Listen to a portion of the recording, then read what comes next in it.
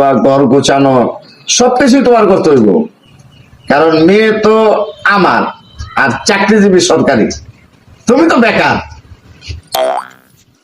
সাদিয়া চুলগুলি ধরে দেখতো, চুলগুলো আলগা নিয়ে আয়, চশমাটা খুলে পরীক্ষা কর, চোখে দেখতে পারেনি। না ভাই চুল ঠিকই আছে।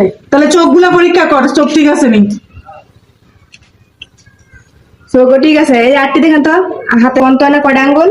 কেন 3 আঙ্গুল? ও 3টা খাওয়া করতে পারছি। ও চোখে সমস্যা নাই? না, না। তাহলে রাইন্দা বেড়ে কাম করে খাওয়াইতে পারবো। দে চশমা দে। আব্বা আমি বিয়া করতাম না। সরকারি চাকরি করে বিয়ে করছে না মানে? আব্বা আমি রান্নাবাড়া করতাম না, কাপড় চোপড় তৈরি করতাম না। হারাম দাদা সুধীর ফুট তোর বিয়া করানো লাগবো। বউ সরকারি চাকরি করে।